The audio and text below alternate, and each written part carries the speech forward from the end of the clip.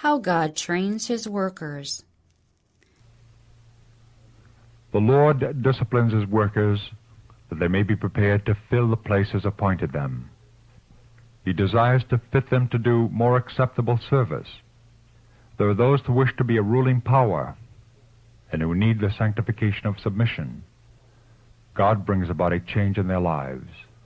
Perhaps he places before them duties that they would not choose. If they are willing to be guided by him, he will give them grace and strength to perform these duties in a spirit of submission and helpfulness. Thus they are being qualified to fill places where their disciplined abilities will make them of great service. Some God trains by bringing them to disappointment and apparent failure. It is his purpose that they shall learn to master difficulties. He inspires them with a determination to prove every apparent failure a success. Often men pray and weep because of the perplexities and obstacles that confront them.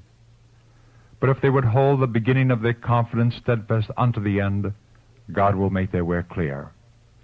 Success will come as they struggle against apparently insurmountable difficulties, and with success will come the greatest joy. A life of monotony is not the most conducive to spiritual growth. Some can reach the highest standard of spirituality only through a change in the regular order of things.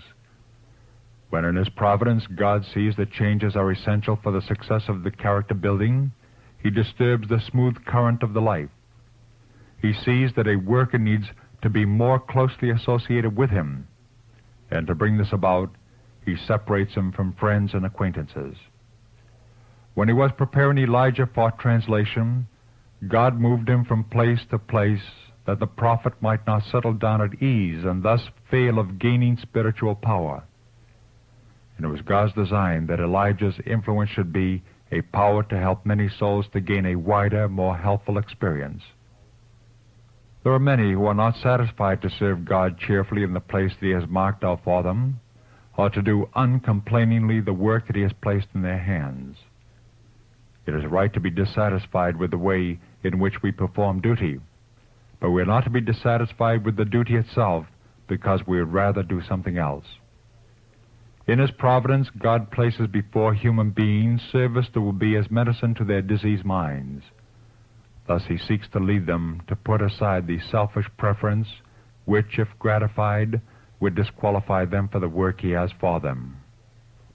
If they accept and perform the service, their minds will be cured. If they refuse it, they will be left at strife with themselves and others.